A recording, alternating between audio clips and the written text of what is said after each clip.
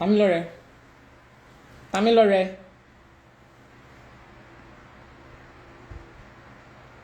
Tamilore.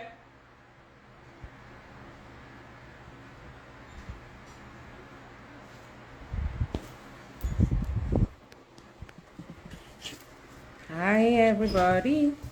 Let's close it off. Happy Sunday. Hi, caller. What's up? How you doing? Happy Sunday, everybody. How you all doing? Hope your Sunday is going well. Hi, my sister. How are you? Tipsy Organic Skincare. My people from Facebook. Thank you for the early audience. Thank you. See my people, you don't disappoint. Hey, thank you, my sister. We have to look good. Don't mind me. It is peace of mind because that's what a lot of people ask me lately. Why you, Esther, you look so good? And I'm like, yo, it's God. And grace. Yay. I drink water, I mind my business. And I drink smoothie. I drink lots of it. So I mind my business. See, when you mind your business, no matter what you're dealing with in life, you have peace of mind. But people don't know that, right? When you really mind your business, you focus on your focus, you do you. You're not seeking validation from people. You're not trying to pull people down. You know, you're not being shady. You go to bed every night with peace of mind. Yes, our guest is here. Let me add.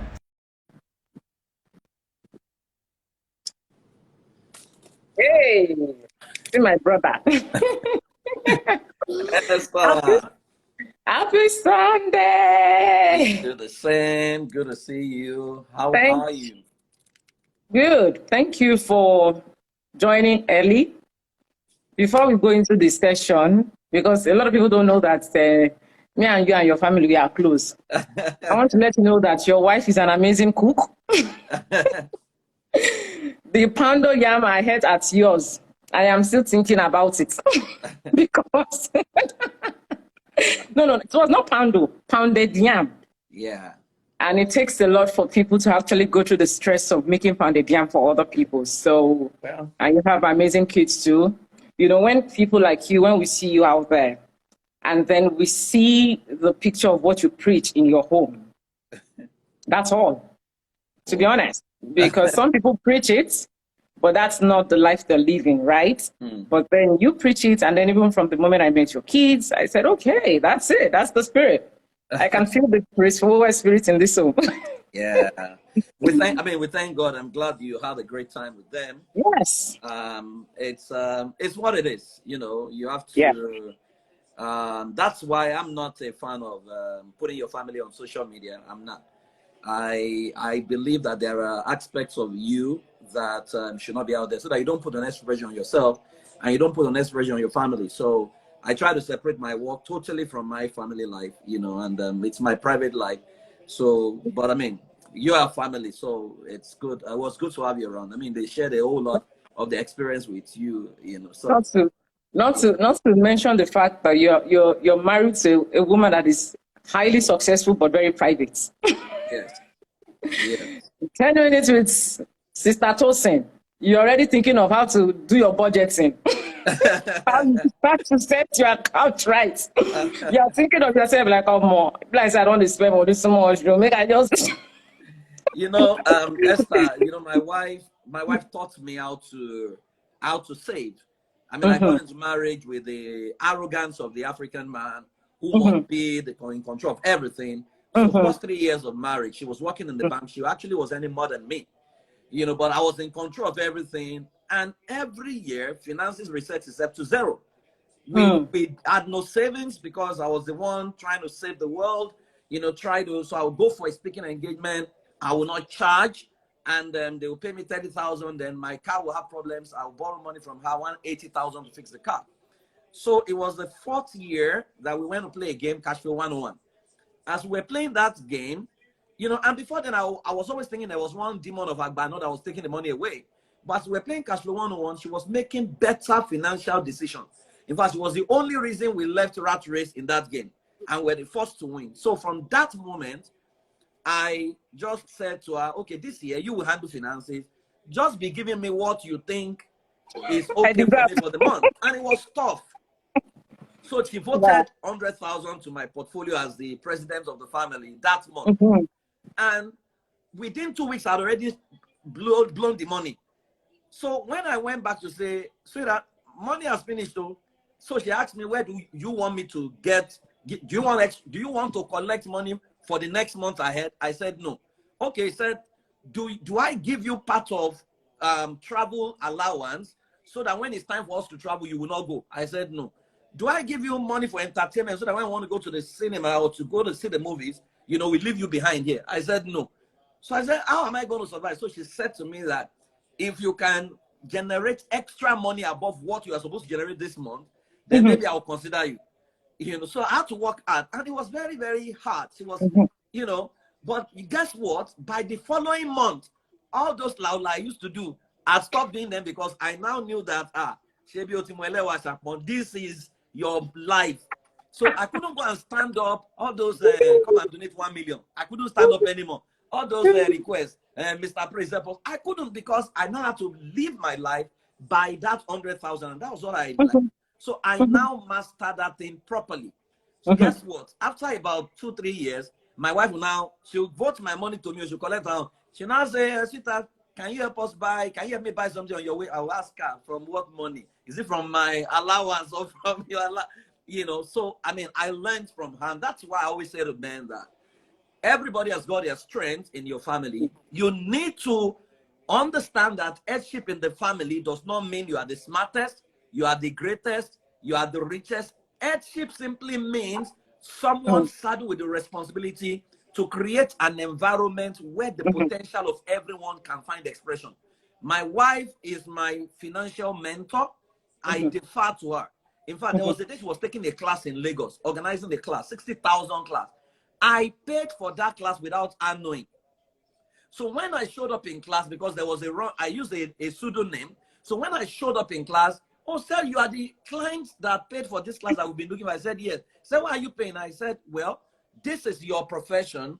It would be very bad of me to come and sit for free on what, if you were not my wife, I would have paid to come and attend. You know, and I said, that is how we should do it. You know, so I have learned incredibly from her. Because from the, if you ask my wife, what have we spent from the time we got married till now? She can roll out the figures for you. If you ask me what have I spent in the last 1 month, I'll be struggling, you know, but I eventually learned from her how to save, how to invest, and some of these things. So it's always good when your wife can lead you in an area of expertise. This arrogance of African man, I must be the head of everything, is rubbish. It's not going to help anyone. Right? I lead her in my area of competence. She leads me in an area of competence. And that's how we create a family. Amazing. Thank you so much. Guys, I'm so sorry. We just went right into our own interaction. This is Prince Fowowe, is a family therapist, most sought after. Right? You all need to go Google him, check his Wikipedia page. Believe me, this man is an extremely busy person. So to have him here today is a privilege. He's always having a speaking engagement. He's paid though. You read the story before. He's not paid. This one he will pay. So you want him to come and speak actually. You gotta be able to pay. And he doesn't live in Nigeria, he lives in Texas right now. So if you're gonna invite him, you know, for any speaking engagement, there's also traveling expenses you put on the corner. Yeah, a business class here, actually. Thank you so much. How was your week? How was the week? Well, it's been very hectic. I worked in Maryland for 2 weeks, and I just got back to Texas this week. So it's been very bad to go for a massage yesterday.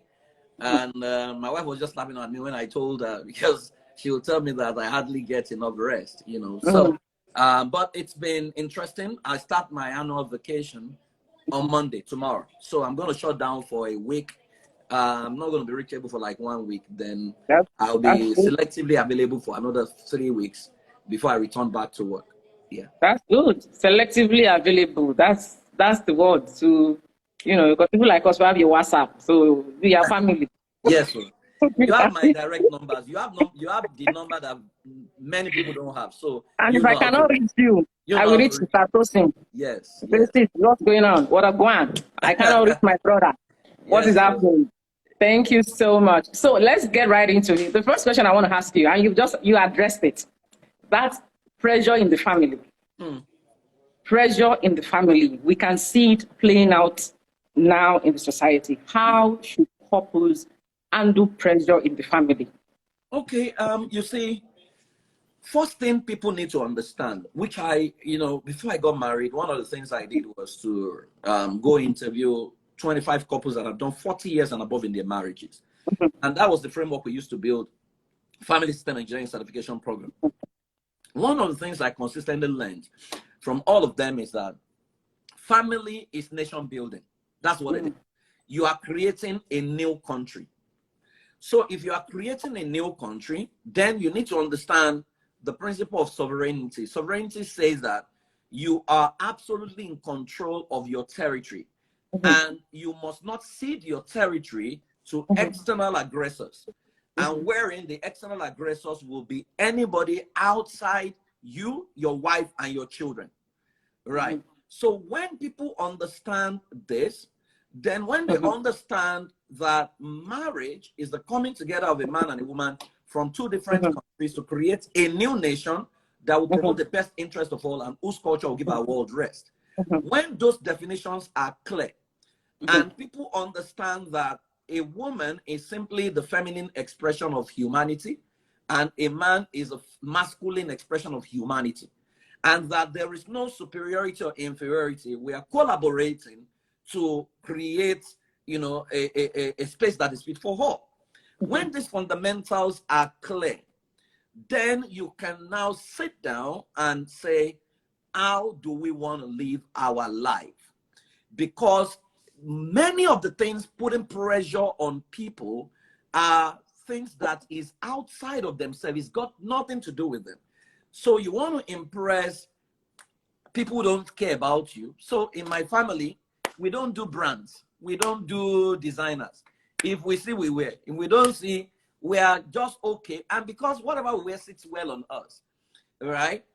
So in fact, it's a lot. Those days I used to, before I even got married, when I used to wear second hand in Yaba, when I wear it, my guys who are from rich homes who used to wear designers, they always ask me, where do I buy my stuff?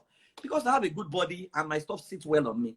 So we don't have the pressure to please people or to have what our friends have. We understand that our journey is different from everybody's journey.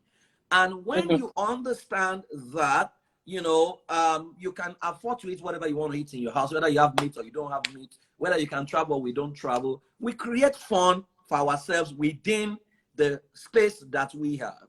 Now, when you understand that, and that your family is not a business unit to impress people or form an opinion, once you understand that, because this social media is what puts pressure on people. When marriage is cruise to you, when marriage is a business to you, then you will have to lie about what you are not doing and what doesn't yet. So the man can slap you today. You have to go on social media to say we are kissing ourselves and we are loving ourselves.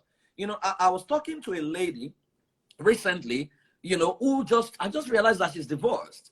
And so I said, but on social media, you are showing us that I bought you a car, he did this, he did that. And she said, it's for cruise. I said, why would you do that?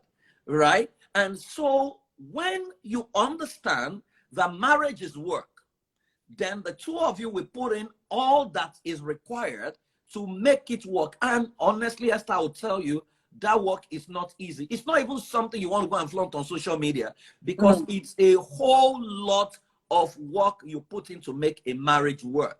It's a whole lot of work. Work on dealing with yourself, work on explaining to the people who think they have a stake over your life, to say, you know what, you do not have a stake. There's a line that you can't cross, wherein you can't come into my house and put pressure on myself or my wife. In fact, we always say that there is a group of people called domestic terrorists. Domestic terrorists in our family, we define them as anybody that puts pressure on myself or my wife or my children. And we say we don't negotiate with terrorists, we deport terrorists. So if you want to come and live in our house, we will tell you this is how this family operates. If it's okay by you, you can stay. If it's not okay, you can go. We don't apologize for those kind of things, right? And the fact that we understand that we are two individuals. She's free to have her friends. I'm free to have my friends. We can go do boys hangout. She can do girls hangout. And my work brings me in contact with all kinds of people. So when a couple have overcome insecurity and you are secured in your esteem, where, I mean, my wife is a finance, so she has a lot of men, she's talking to her, where I am not moved, I cannot now be checking, you know, who is talking to her? What are they talking about? Once I begin to do that, then trust is totally breached, right? So she's free to live her life. I'm free to live my life. When we come home, we compare notes, right? And so we are not jealous of each other. We complement each other. When couples understand that, then it helps them, you know, to overcome several pressure that is happening. And even when there is crisis within their marriage, you have a system of people that you defer to, who can call you to order. My wife has reported me to my mentors a number of times. They've had to call me to order. When you have those things, then you will find a way to always resolve your issues amicably without necessarily, because if your marriage is defined by social media, then social media will have a right to get into your matter whenever it happens. So you can see, I see some cases where family members are going to talk about your husband on social media. You can't even talk about my wife to me, let alone going on social media to go and talk about my wife. It's never going to happen. So when people have not drawn the line and when they've not become a couple, then people can get into their space. And once people get into your space, they'll put unnecessary pressure on you. And in a bid to please them or to make them happy, you displease yourself and you run into crisis.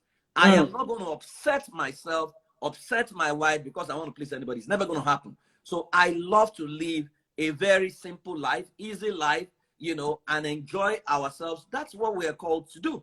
If anything that will take that enjoyment away or take that crisis away, or take that peace away or bliss away, you know, we're going to join hands to fight it. So basically, so people need to understand that you are building for the long haul. It's a marathon.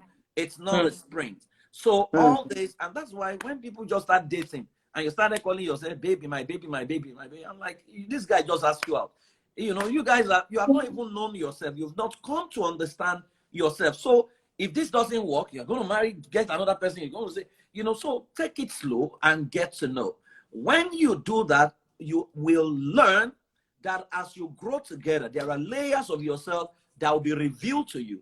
Some of them you won't like, some of them you will like, but the ones you don't like, you can talk through it, think through it, and find a way to make it work. But once you don't subject your marriage to external pressure, right, to social media pressure, people think they have a stake, they have to know, they need to know, you are reporting this to this, reporting that to that.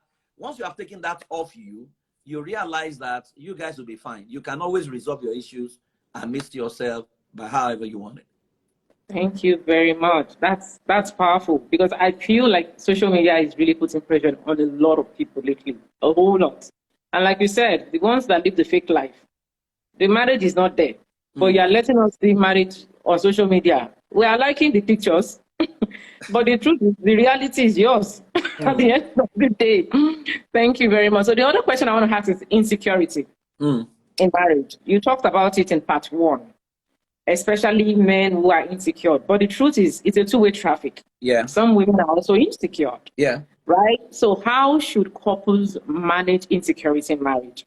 The first thing is, you know, like I said at the first one that we did, insecurity is an offshoot of low self-esteem. Right? It's actually feedback to say that I have not come to accept me. That the me that I call me can only find acceptance in my capacity to control other people. And when I can't control them or I can't determine their outcome, it will upset me. It's a feedback to self that I don't have me and I'm not happy with me. So I need to be happy with me through other people. Now you forget that insecurity I call it the government of self-ocracy, which is the government of the self by the self and for the self. And once you get into insecurity space, you will begin to write movies that doesn't exist, wherein you'll be the script writer, the movie maker, the producer. You even be the marketer, but you are the only one selling it to yourself. No other person is saying it. So you begin to conjure images that doesn't happen. Now, there are two ways to this. If the woman is the one that is insecure, the partner might need to sit her down and find out the root of the insecurity. Every insecurity has got a root, has got a history. And that's why I never condemn people. You will never catch me in the area of condemnation, no matter how bad the things are. I am that guy standing between the living and the dead, standing between both parties to say, how can we make peace work? Some of this insecurity predated the marriage. It's got its roots in how the person was raised, how the environment the person grew up in, and the significant emotional experiences that they've been through. People have been through pain. And if they have been through pain, then you cannot blame them for not trusting. You cannot blame them, So you have a lady, for example, whose father, was with the mother, and they were one big family. And there was one auntie who used to be secretary, who used to take care of her. Then one day she got home and all hell has been let loose because auntie is now second wife. She's already pregnant for daddy.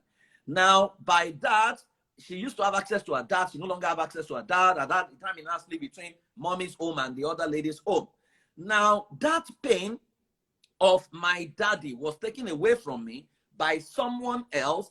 If there is no closure or healing, by the time she gets into marriage, any lady that looks like that secretary or that is paying attention to her husband reminds her of her pain.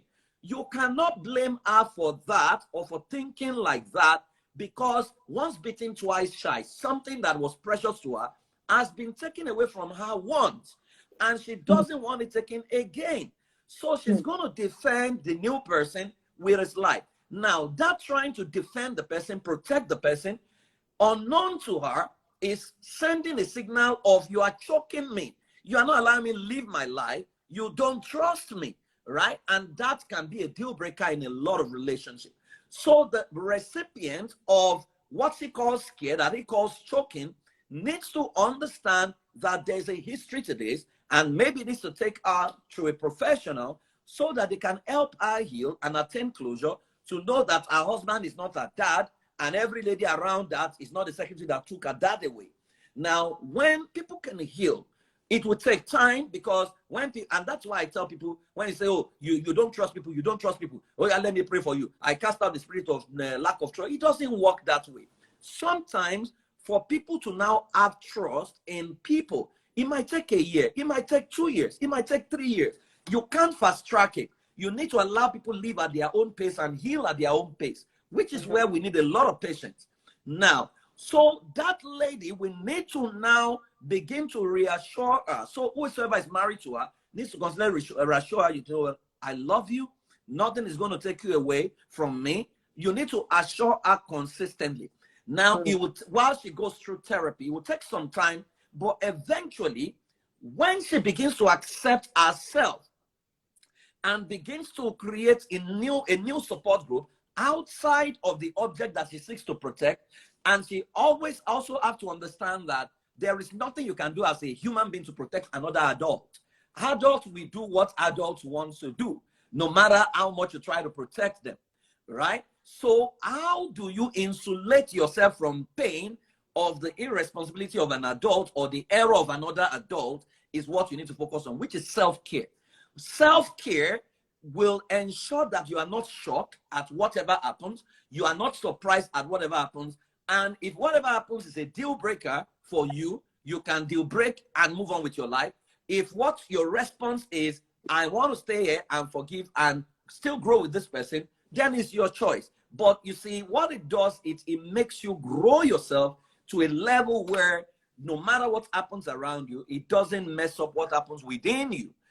So healing is the way, and that healing will take a lot of patience. But I'll tell you this, insecurity can destroy a relationship.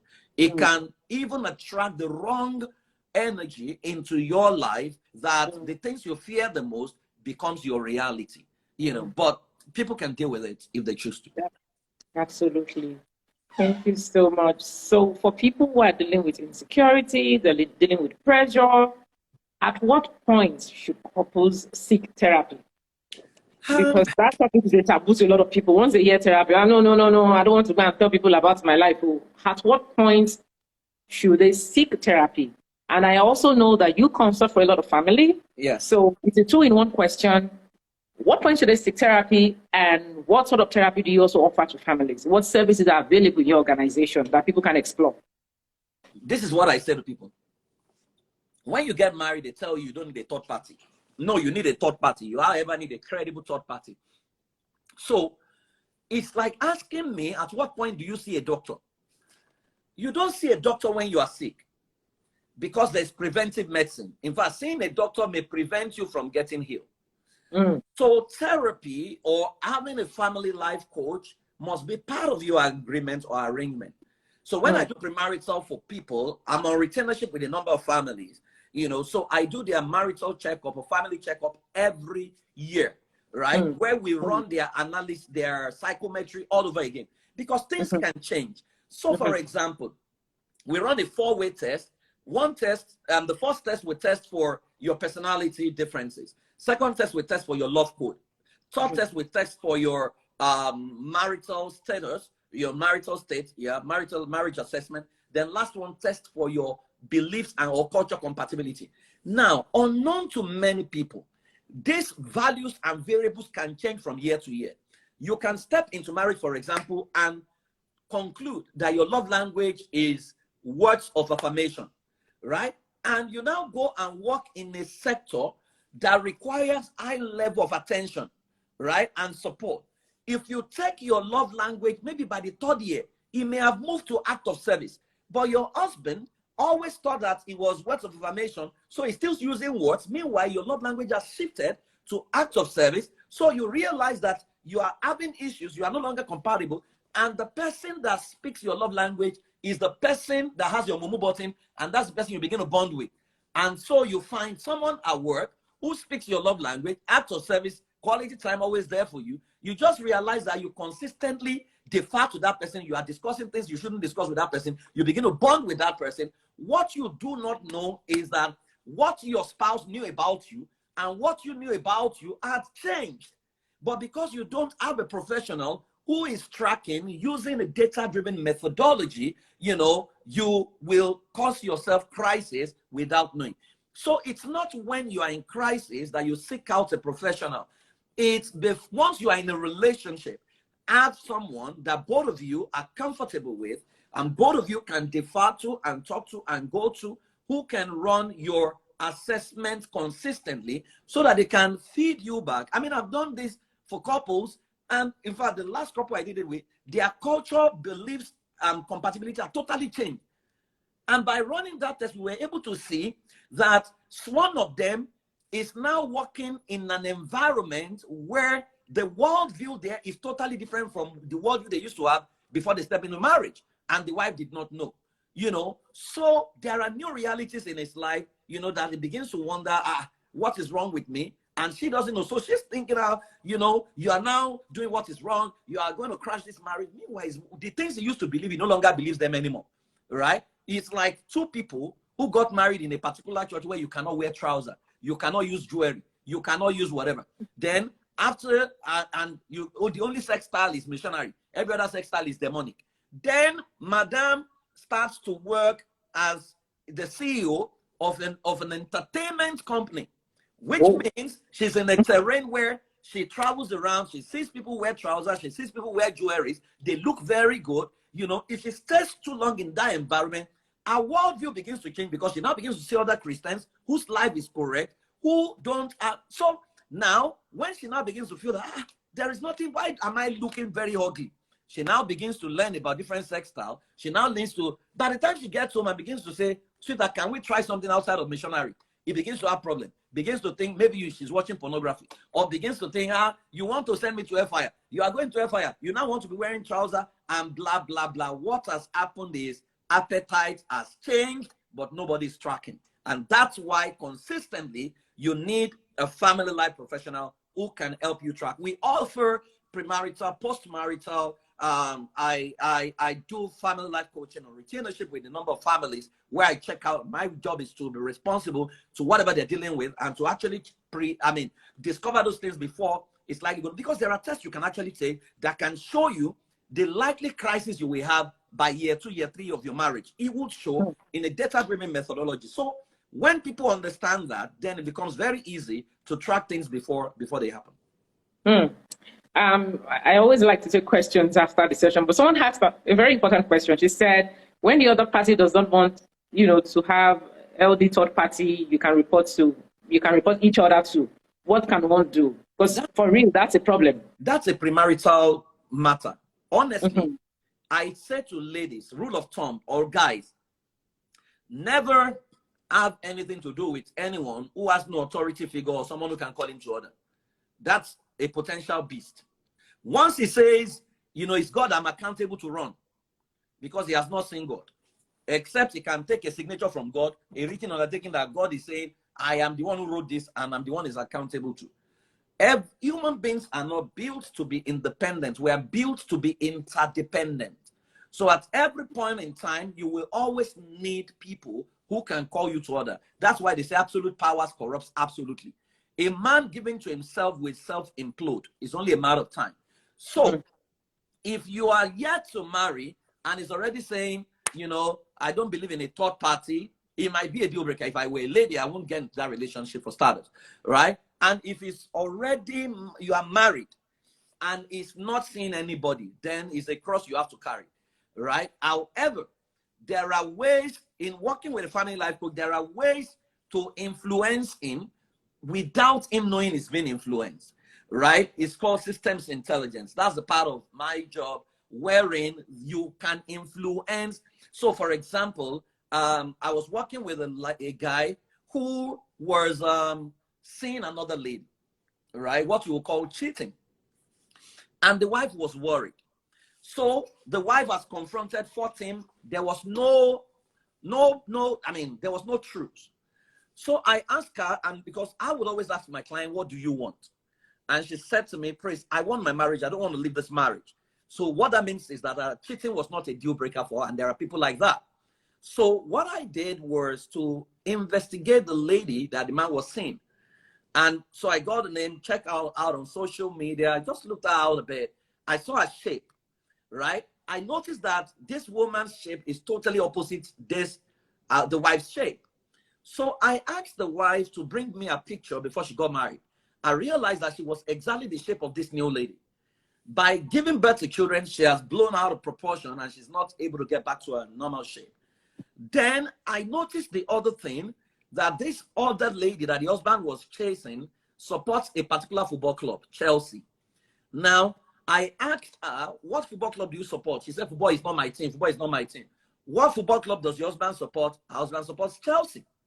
So, two things I did. First thing was I had to, because what she should have paid, she didn't even have that money. So I had to go and register in a gym, spoke to my gym instructor to get her into a particular shape. They got her on a particular diet. We got a dietitian to put her on that diet to, and I said, because the man was not even looking at her anymore. So we told her what to do. You have to start jogging every day. And when you jog, throw a party, make yourself happy, right? And just look like you have another lover in your life that is not him. Because when a man is no longer seeing you, what you want to strike jealousy in him first, if you want to build that marriage. So that was what she did. Now, the other thing I did for her, I now began to teach her about Chelsea and the new players they were buying for that season. So when she gets home, she will talk about, our club is buying a new player. By the time she began to talk Chelsea with him, began to work on her weight, she just realized that his attention began to shift gradually, right? And so they started talking afresh. So one day she was jogging and she said the man was jogging behind her. And so she was like, what are you? I said, it's as if you are dating another person. So she looked at him and said, but you're also doing the same. What is your business if I was dating another person? He said, we shouldn't get to that now. And so she said, so you can do it, I can do it. He said, okay, can we talk about it? Apparently, by the time they sat down to talk, and she was telling me this, that the man now looked at her to say, you know, I noticed that something has shifted within you in the past, you know, XYZ number of months, that we no longer fight, you no longer shout, that you are now looking more attractive. You are looking like the lady I originally got married to. That was when she now said that she's been working with a family life professional. And the man, you know, said that whosoever you're working with, I want to work with the same person. And this was a guy who said he would never talk to anybody, you know. Eventually, but he said he would not come to my office. So I had to go and meet him at the lobby of a particular hotel. And we sat down, we talked, and I saw through the pain that he was dealing with, you know, that he had spoken to her to say, can we get to the gym? Paid for gym several times. She will not go, right? She will tell him, you don't know what I'm going through. I beg, leave me alone and things like. So he became tired. And there was someone supplying his mumu, pressing his mumu button somewhere, who they have what looks like the same worldview. And before he knew it, he began to get himself into what he didn't even plan to get himself into. But we were able to salvage that situation. You know, so there are so many things happening that solutions are bound. But I always say to people, you must be patient to go through that solution. It doesn't mean you are weak. It doesn't mean you are stupid, right? In fact, I say to people that the person who shows up for a session of a therapy is actually the leader in the relationship, because the leader takes responsibility, right? So the woman might be the leader and the man is just occupying a space, but he thinks he's the leader. He's not the leader. The person who understands how to influence somebody else subliminally is the leader in every relationship, right? And so there are so many interventions available that you can, but also I must say this. If she had told me that, Praise, I want out of this marriage, she wouldn't have been wrong. It only means that what the man is doing is a deal breaker for her. So those who choose to leave are not wrong. Those who choose to stay are not wrong. We are all different, and our capacity to take certain things differ from person to person, and our capacity, our mental health, and the rebound that we can experience also differ from person to person. So we never generalize cases. We take every case based on their strength and based on their reality. Amazing. That actually, you know, goes right into the next question that I want to ask you, which is infidelity. And you've answered it partly. However, I want to ask, what should couples do when there is infidelity in the marriage? Okay. Right? Move on or stay? How should they handle it? There is no one answer. Because so infidelity is what has happened. As a professional, I will look at why and how. Right? Because why takes you to the source of the infidelity. How shows you the pattern. There's a pattern to every infidelity, right? And it also even determines what we call the definitions of infidelity. So is it emotional affair where you begin to bond with someone else that is not your spouse and you have actually crossed the line? Right? And there are lots of people who I've been through that. So I will be very, very upfront with you. You know, I've been through that myself, and I couldn't even believe it. You know, it was when I started having therapy that my therapist had to tell me that, Praise, you have been in a state of depression and you didn't know, right? Because I was hanging between life and death and I didn't know. So I was just looking for, you know, give me attention and all those kind of things. You know, so what people talk about? How and why? And in my work and my practice, you know, I have seen a whole lot of issues that people go through. So whether to stay or to go, it's your choice. Whatever choice you take, you are correct. So don't let anybody, because what people now do is, you know, if it's, especially in Africa, if it was the woman who cheated, you know, everybody expects her to forgive. But if it was the, if it was the man who cheated, everybody expects the woman to forgive. But if it was the woman that cheated, people are quick to stone. I don't believe that. You see, nobody has monopoly over madness, right? And even new data shows us, because before now, the rate of infidelity between men and women used to be 80% men and 20% women. Recent data, especially within Nigerian space, right? I don't know about global statistics now, is already showing a close proximity of 60 to 40 right now. Right? And so if that is true, it now then means that maybe what men used to do, women are learning to do better. Right? Now, I will look at how and why, and I'll tell you this. So I worked with a client who cheated, right? A woman cheated. And when she cheated, her husband didn't know. But eventually, she told him. Now, when I met with the two of them, I asked the man, what do you want? And he said, Praise, I don't believe in divorce. And I believe that my wife does not have the capacity to cheat. But for her to have cheated, I want to know why she did. Now, when I started working with her, I ran a personality assessment. Now, there's a personality so there are 4 major personality types. There is a particular personality that cheating is not their thing at all. They don't even have tendencies. And that was the personality she belonged to. So by the time I began to work with her, then we've got to the root of the matter, was the fact that she was actually going to commit suicide. And the person she slept with was the only person who gave her hope at that point in time, right? Which means she was actually in a very vulnerable state, right? And so I asked her, so after sleeping with this guy, how did that affect you? She said, Praise, the moment I did it, I knew it was wrong.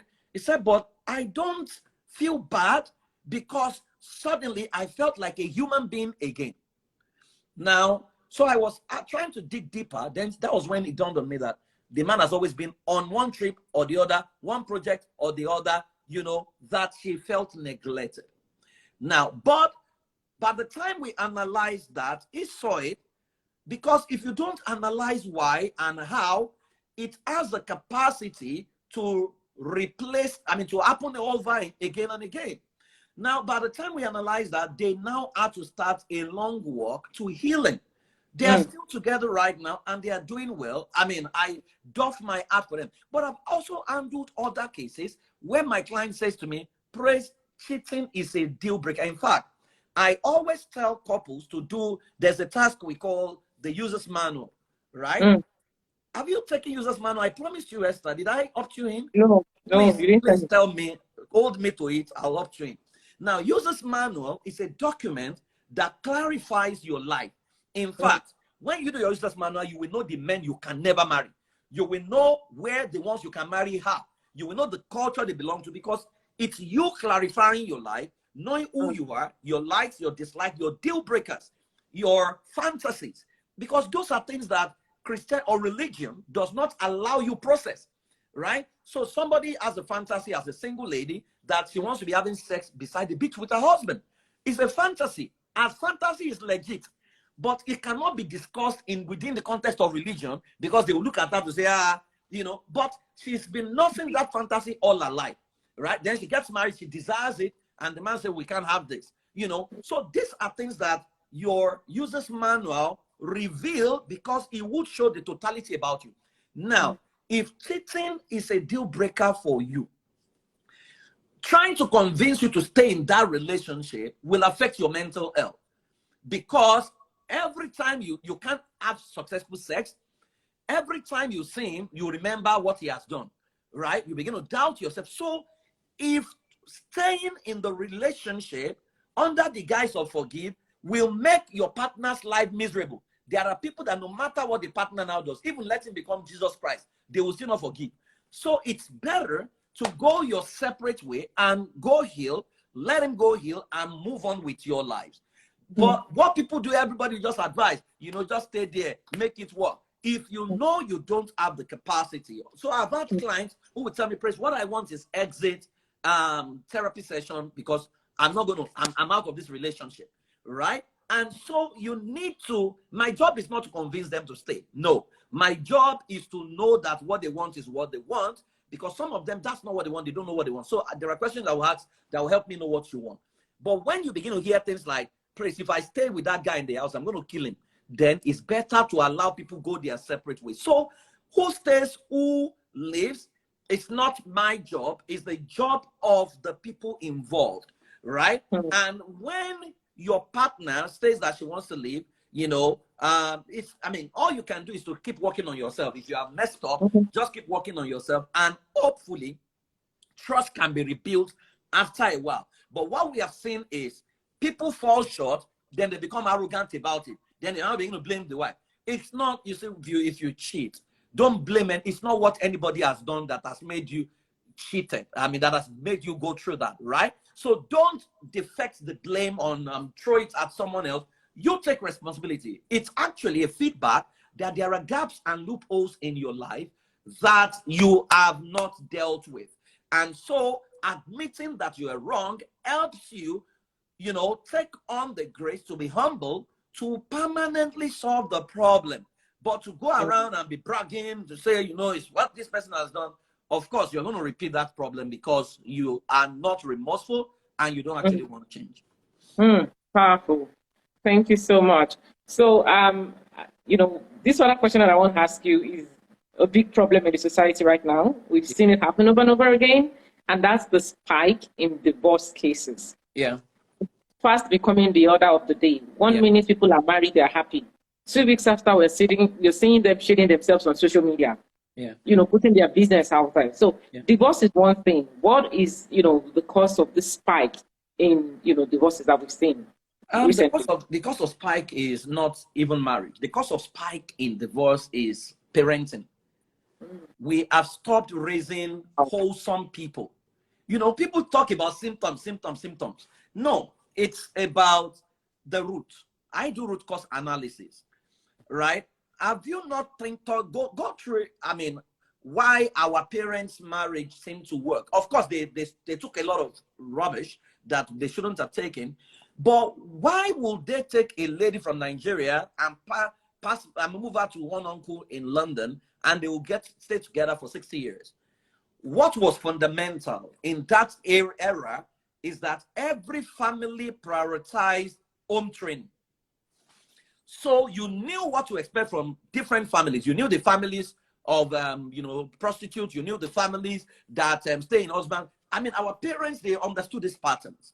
So they are always looking at raising proper children who understand what the family heritage is all about. The family name. In fact, your parents are likely going to tell you, you know, remember the daughter of who you are. What are they saying? Remember your family heritage.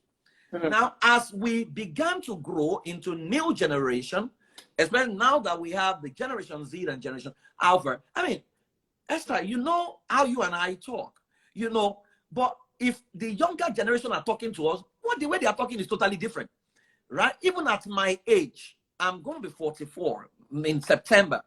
There are people I see who are like maybe 3 years older than me. I prostrate to greet them, right? How I talk to them, I don't argue. I listen to them, right? I can't even insult them when they hurt me because I look at them to say, and things like that. But times have changed. You now have children who beat their parents. You have children who talk to their parents anyhow, right? And so when we have all abdicated our responsibilities, society is no longer, the village is no longer raising a child. The village is now destroying the child. When that is what you have, so you have a daughter whose father was absent, whose father has never taken her out, as father has never told her how much he loved her. That lady is already starved of love. She's going to grow older, and, you know, your body shape, everything comes alive. She's going to fall in love. You have a boy who does not understand what it means to be a man. He's going to grow into a man, leave school, get a good job. You know, nobody's going to ask him when he wants to get a job. Do you know what it takes to be a husband? Are you even complete? Are you okay? Nobody's going to ask that question. Now, the two people become accidental adults who are entering marriage. There is nothing called bad marriage. You only have dysfunctional adults troubling the system, right? Or one dysfunctional person who is upsetting the entire system.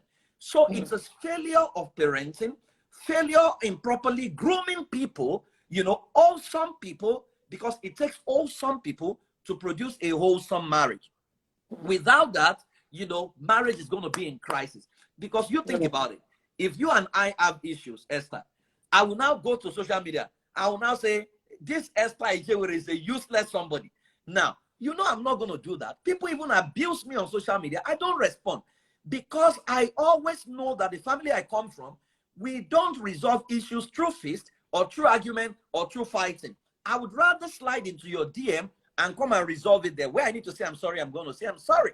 But where you have people who have thrown caution to the wind, have you asked yourself, who are the parents of the people who fight dirty on social media? What is the role of their parents in their life? What is the name of their family? What is the reputation of their family?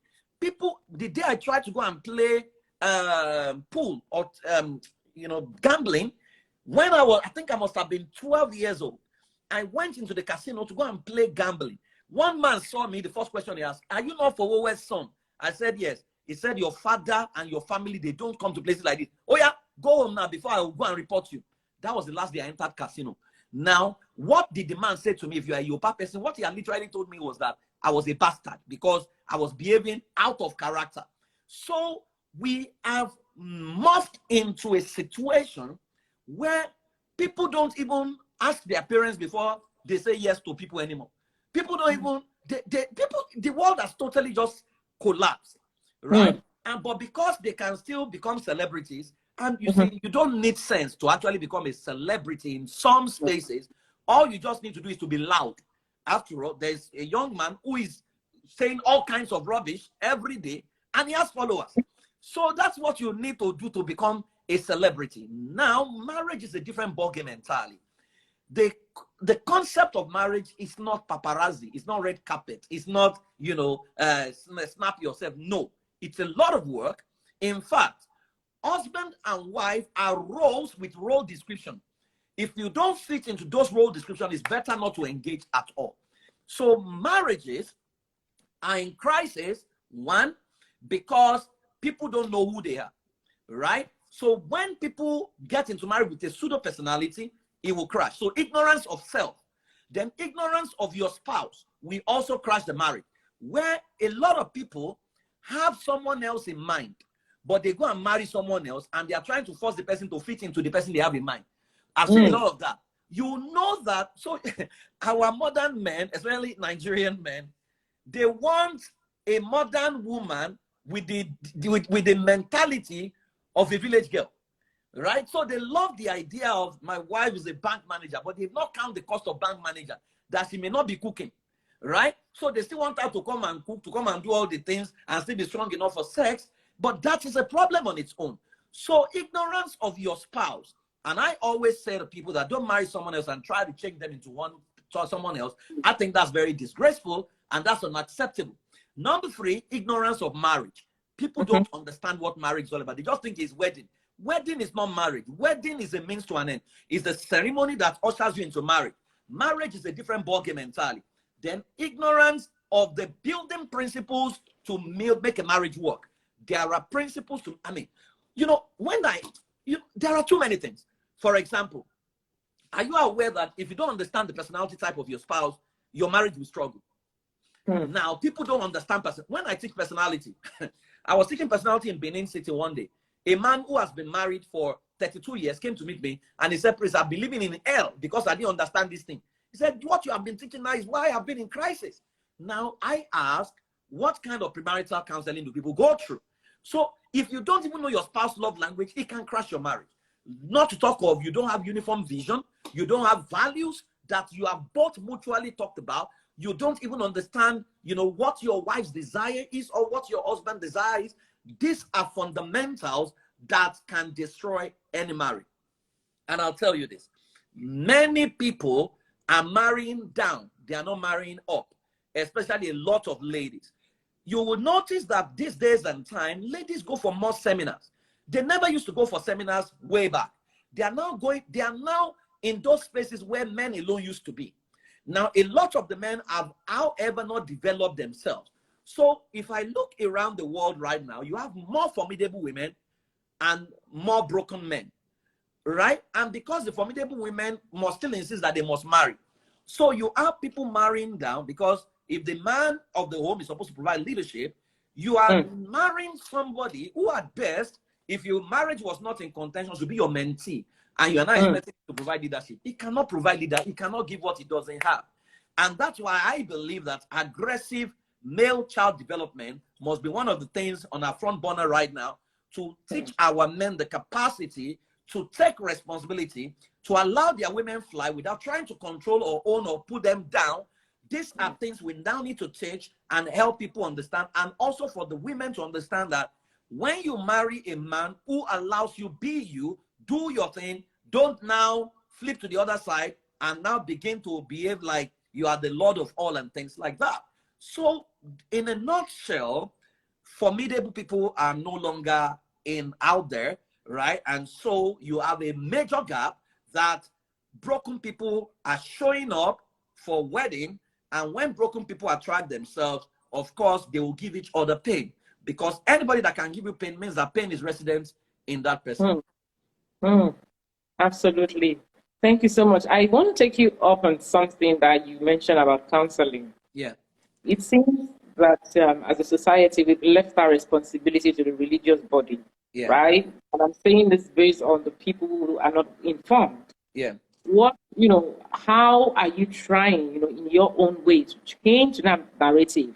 Because I've seen you go for different seminars, you've been speaking in different churches lately, right? How do we make that something that will bring to the front burner to say, listen, churches need to, get professionals, not just marriage counselors based on Christianity or Islam? It goes to insecurity again, right? A lot insecurity is everywhere among religious leaders, among but when you have a leader who is secure, that won't be a problem. I can tell you for free, we have churches who have professionals handle their marriages. In fact, we trained their people and put their systems in place, because the set man was, I have a lot of pastors I've been talking to. Send your people for training, send them for certification, but it looks like maybe somewhere, I could be wrong, the feeling I have is they think that if other people are empowered to handle people, they will lose some kind of relevance.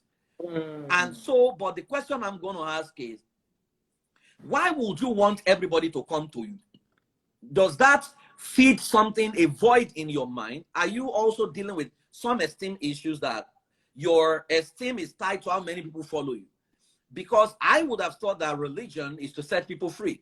And if it's to set people free, then let us empower people to set other people free. How effective can you be as a pastor when you are sitting with 1,000 people? In fact, your whole marriage is going to crash. I guarantee you that, right? And so what we have done, for example, I observed when we designed Oyela, which is a psychometry that we use now, with Oyela, in 15 minutes, you can actually know what's wrong with a couple without even listening to them.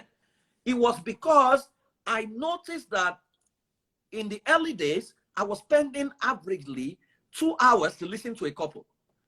Imagine if I had 10 couples who are coming to see me that day, and I have to spend 2 hours. My day is gone. I'm useless. If I get to my family, in fact, that was one of the reasons I became depressed, because my therapist eventually traced that what was happening to me was every case that was coming to me, I was warehousing them.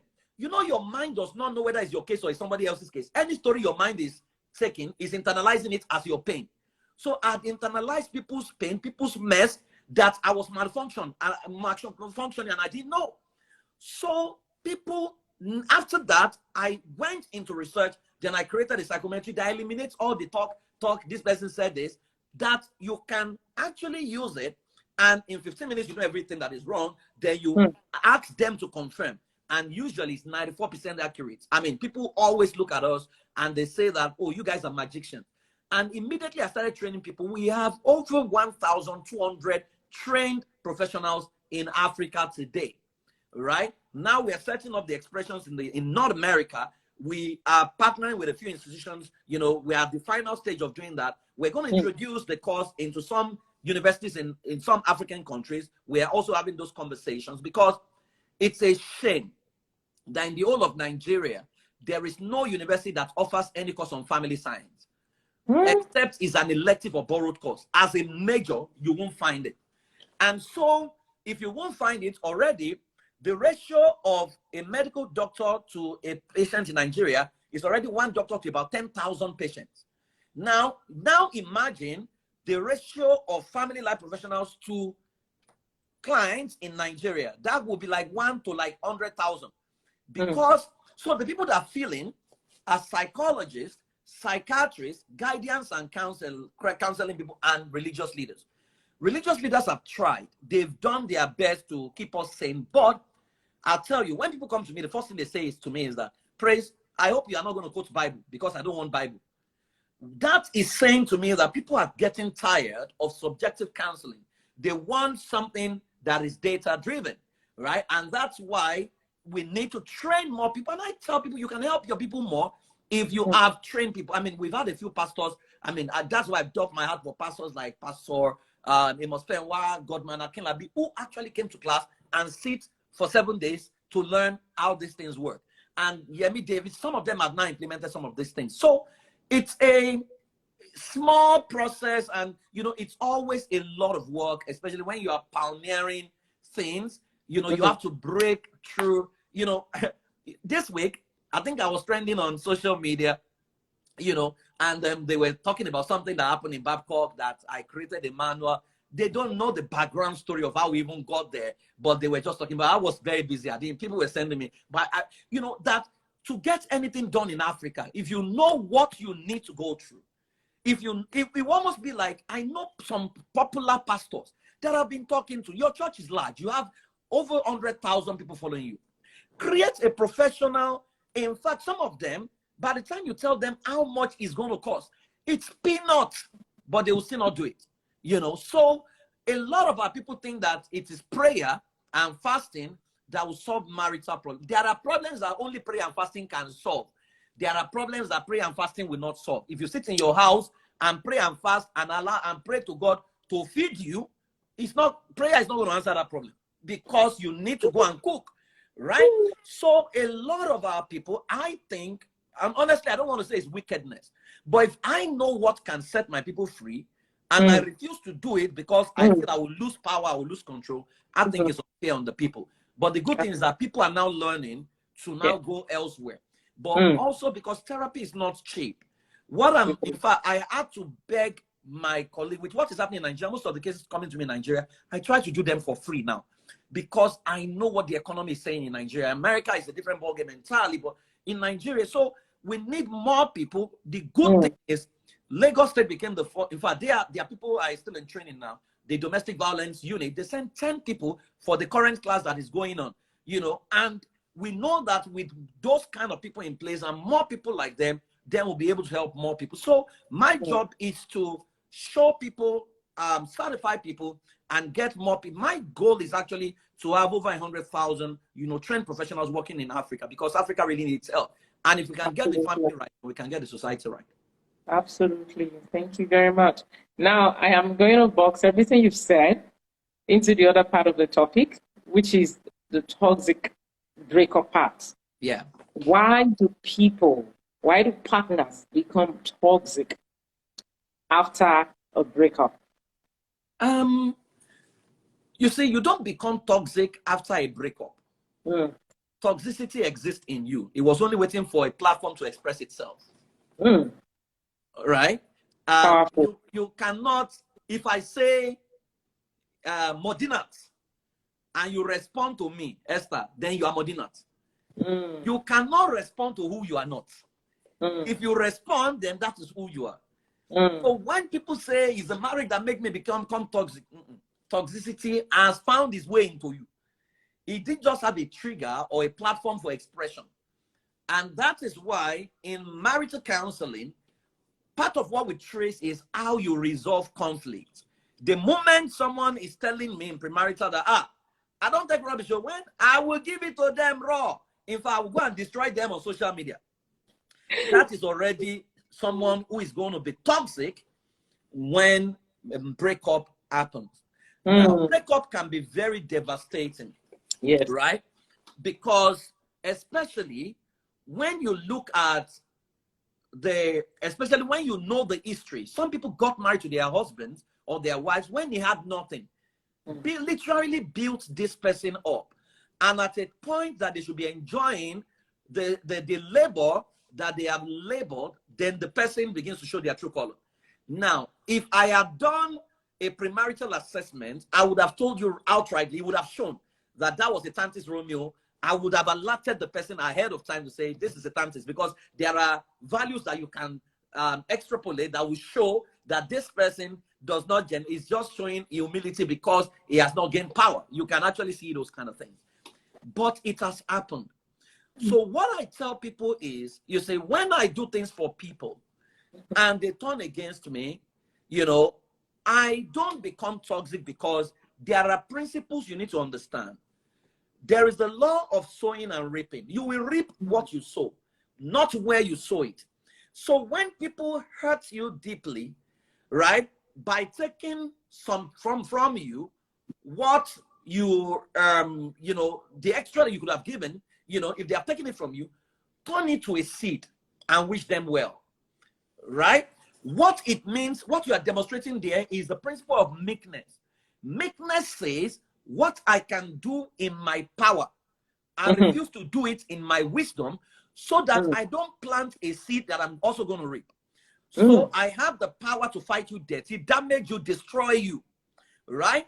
But I refuse to take that, because if I go and do it, I will also have sown another seed that I will also reap. And you reap whatever you sow, in good measure, pressed down, shaken, and running over.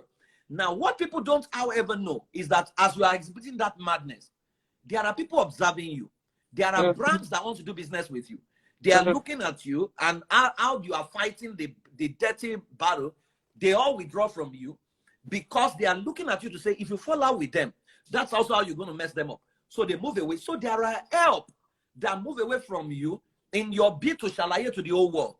However, am I saying you cannot exhibit those things? You can, but it must be within a control space. So find your support group, vent to them. Tell Esther, gather people. I am going to destroy this guy. Let them allow you. I have a friend, you know, she will tell you, when a house got burnt, Kate is my very close sister, my very close friend. Like, we are like 5 and 6.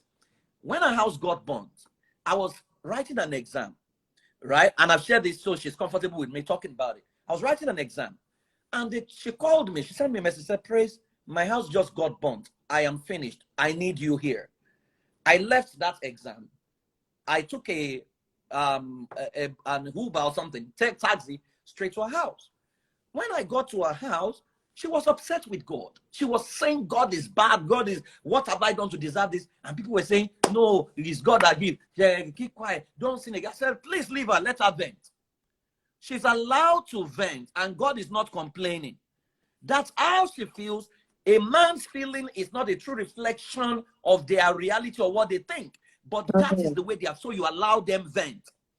So by the time she finished venting, I just sat there. I was looking at her, and I was crying. Then I started asking questions. And by the time I asked a few questions, she started laughing. She said, I told you all, I know that when praise comes, he will know what to do. Right? You are not saying, we are not saying don't vent. You have a right to vent. You have a right to feel bad. But don't go, my mom would say, don't go and cry before people who don't even care about you. Cry before people who care about you. You want to rant before people who care about you. Who you know, they understand what you are going through, and they're going to have your back. Don't go and rant before people who, after you are gone, they're not laughing, say, wait till do ourselves, useless girl. And that is what a lot of people are doing. But it also puts in a fundamental question that a lot of people don't have a proper friendship or a proper support system in their life. You need to have, in relationship, there are 3 dimensions. You have the people you call the outer court. The outer court are the people in your life who just love you for what you have. They want you, but they don't need you. The outer court don't care about you. They are like, you are like their host, they are the parasites. It's a parasitic relationship. Then you have your inner court. Your inner court are those who love you enough to part with something for you. They celebrate you, but their loyalty can also shift because they are still a survivor mode. But you have the holies of holies. Your holies of holies is the realm of brotherhood. You do not lie or pretend to your holies of holies. They are the ones who can leave everything to stay with you, stand by you, and understand your pain, process your pain with you till a state of wholeness is attained.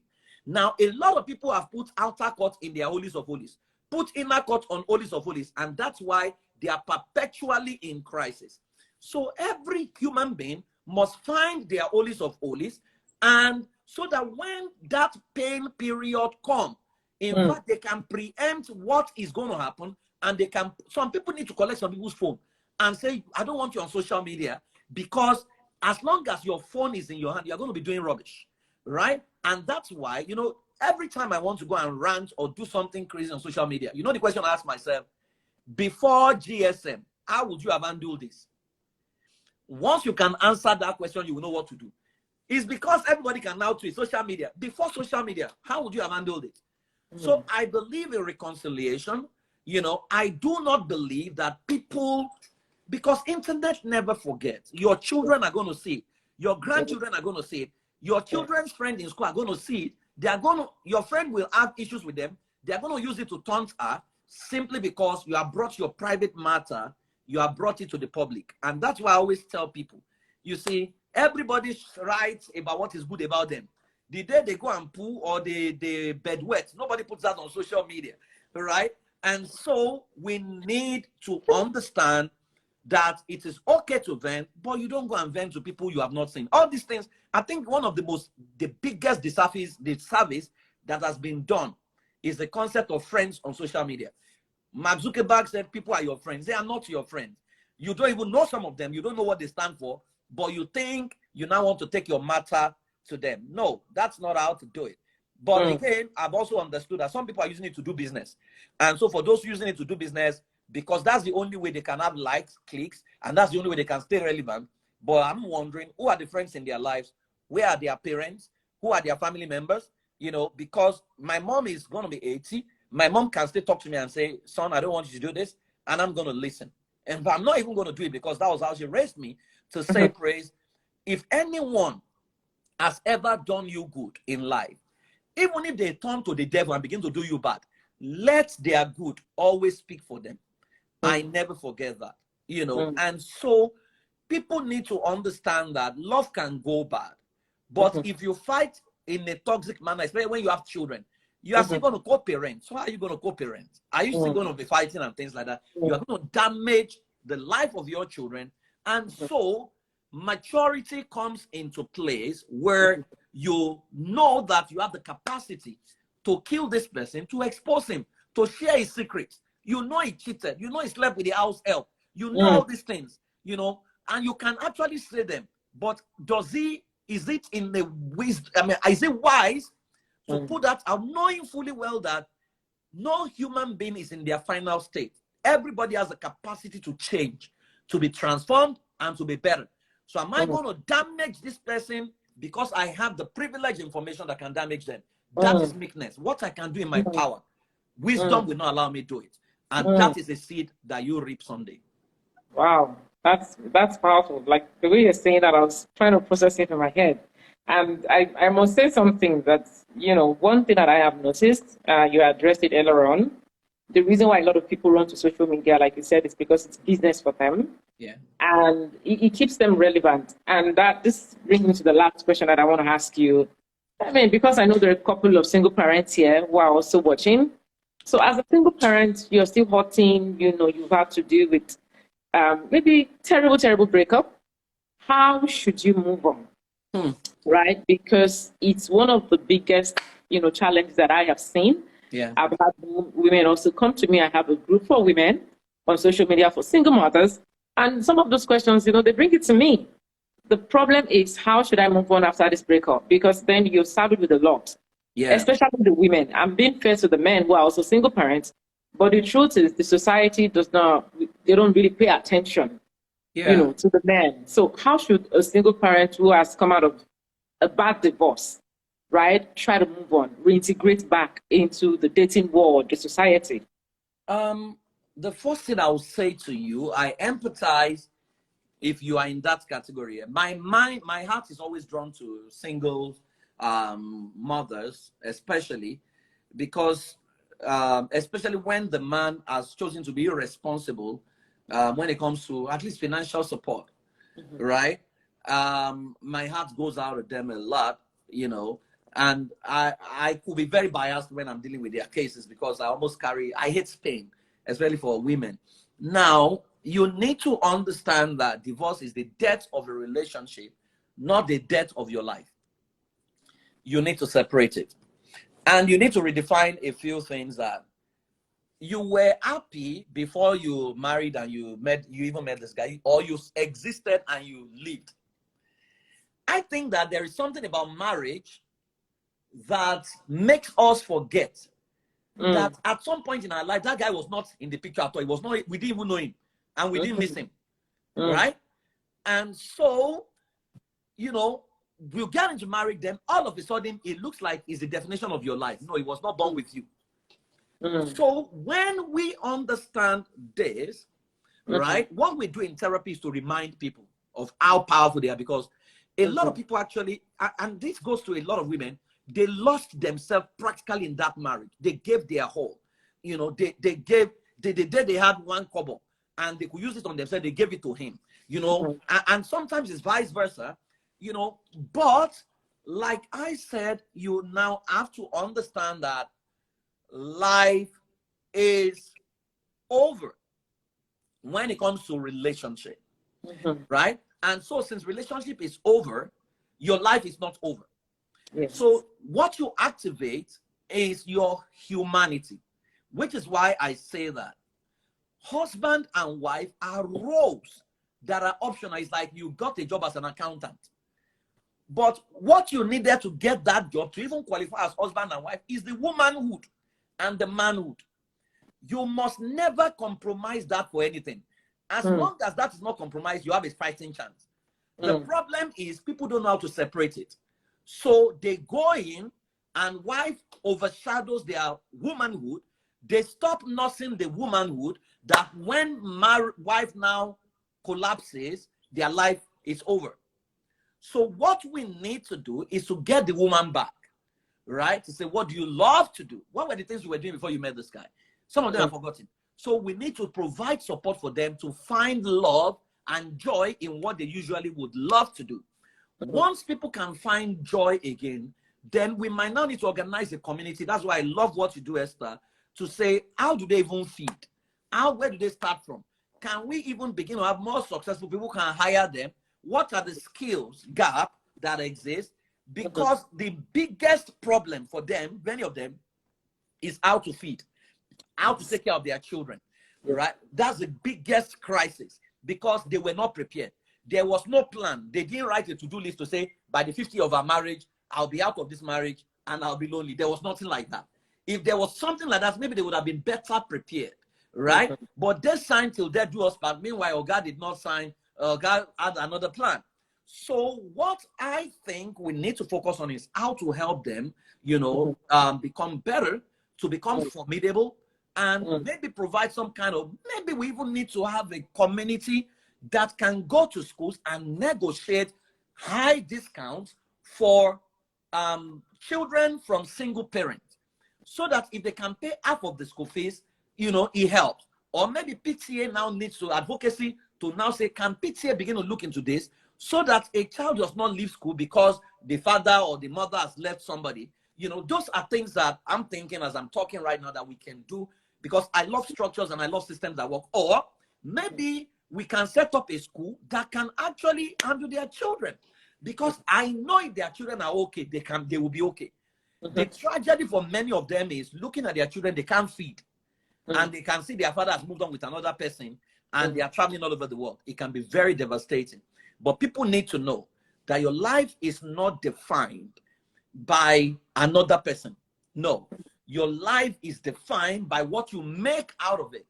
So you need to look at that pain and ask, what are the 5 positive lessons I can pick? Not the negative ones. Because for every negative experience, there are corresponding positive intention. So you have to be able to, we call it expanded awareness. So you look at it. In fact, many of the people, when we do this session for them, they now realize that God just saved them from a murder, someone that's going to kill them, right? So, but what they were saying is, let me marry. So I asked them, if God reduced you that, if you stay here 2 years more, 2 years time, this guy's going to kill you, right? So God saved them. So that's why divorce is not a stigma.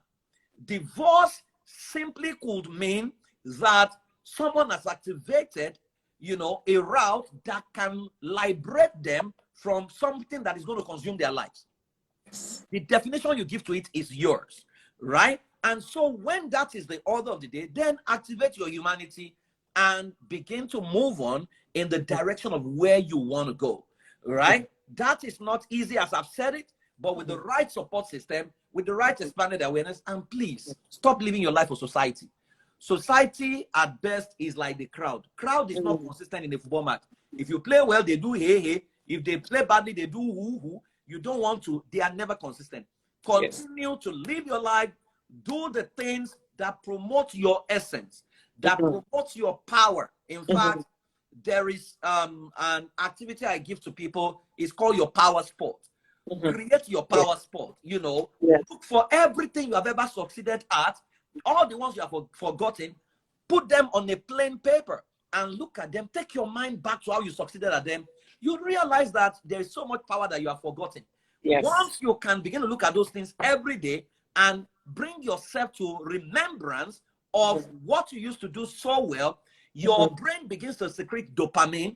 And once dopamine, that's the feel-good emotion, you begin to feel good about yourself again. Once you attain that level, you realize that you begin to have enough power to dare things, to do things. And you see the best feedback that you can give to someone who has dumped you is your personal success, is your personal power. And Cosby define personal power as your capacity to stand on your feet with smiles in your face in the midst of a world that has a 1,000 ways to drain you. If you can achieve that, then you are whole. And remember that your divorce could be chapter 3 in the book of your life. But there's a chapter 4, which is bouncing back. And there's a chapter 5, which is bliss again. So don't give up. You have the power to make your life work. Thank you very much. I would also love to acknowledge you publicly because this is a live show. You know, for many who are watching, Chris Fowowe, he's known me since I was almost half of my life and different phases of my life. But the one that I want to touch on more is what he has just talked about, and it helps me through that process. Believe me, it's tough. And like I said, your holies of holies, the people that you can bear it all with, like just be real. Don't embed. Don't, you know, try and embellish and all of that. So I want to encourage anyone who is here today, if you are going through it, especially single parents, please take it easy on yourself and live your life. And that brings me to the last thing that I want to make a request for single parents.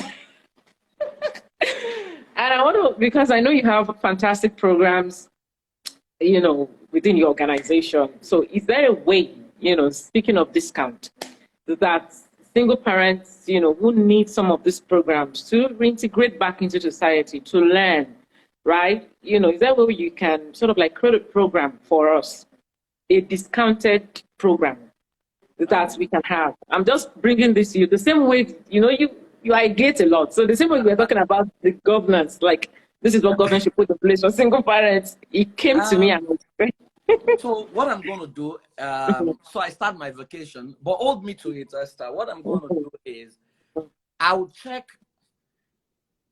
all the programs I've created. I'll check the ones that they can have for free. Okay. Right. And you will be in charge so they can register with you, and we'll give them access to the ones they can have for free. Yeah. And then when I'm back, I'll create some interventions for them. Then I will talk to a few of my colleagues. If they are serious, they might not need to pay anything for it. We will do it as a contribution to what you stand for and what you're doing. All right. That's what I mean, because if God has taken you to a place where you can do some things for free, there's no point. One of the things I actually trust God to do when I'm fully settled in the US, you know, in North America, is to be able to serve Africa for free. You know, that's one of the things I'm working towards. You know, so when I'm back in September, I will see what we can, you know, design. I actually have a framework for some stuff and co-parenting and single parenting and all, you know, but for now, as many that can slide into your DM, register with you, you know, get their emails, I will send you some links that is not in the public domain, you know, that they can go through and will help them, including healing. Then I'll also see the courses I can give them, you know, that they would have paid for, but, you know, we'll give them for free. Thank you so much. You guys should send a lot of blessings towards PF, because this is big deal. And they just came to me as I was speaking to him. I've enjoyed, you know, some of his powerful, powerful lessons. And whatever you see in me today, you know, is part of my history. When people come to me and say, Esther, now, wow, I mean, I tell them, after I took that course early this year, something just tricked me. I think it was an awakening of some sort, like, wait, listen, what am I doing? Why should I always just focus on this part that is dead and not just, you know, continue my life? So thank you so much. A lot of people are thanking you already in the comment section to show gratitude. So lastly, just a word for people, you know, out there, anyone, either married or not, who is just hurting, who is going through it in life, just a word for them before you go. What I'm going to say is that, please, guys, and I've been saying it to my friends here in North America. You see, government is already inflicting enough pain on us. It will be worse if we now inflict pain on ourselves. So I'm going to appeal to you. Don't join any group to run anybody down. Right? No matter the pain they are going through, let's collaborate to help them up. Don't be judged over people's cases. You don't know what they have been through to go through divorce or to go through whatever pain they're going through. So don't profit from people's pain, you know, in a bid to get clicks or whatever. You know, look for how to support. It's a seed we all need to. Africa is traumatized. We are all traumatized, right? And so if we now traumatize people in trauma, are laughing at other people in trauma because their trauma is different from yours, then at the end of the day, we're the ones tearing ourselves down. Let's look for how to collaborate, how to help. There's someone around you that you can provide support for. Let us do that, because we all need to heal and become wholesome once again. If you pass trauma to your children, then they will be traumatized by the time they are ready to get married, and that trauma will define their marriage, and you don't want that. So let's heal together. Let's provide support for one another. If government has failed us, let us not fail ourselves, guys. We have all it takes, right? And if someone is fighting you, or you are fighting someone, you know, and you need to broker a truce, you need someone to mediate, let us know. We'll get you a mediator instead of going to social media and creating crisis, because children are reading these things, young people are reading these things, and they're actually thinking that maybe marriage is not worth it, or family is all about toxicity and whatever. You know, we can all heal. And if you need to vent, we can create an avenue where you can vent, and your vent is protected, and you can get support.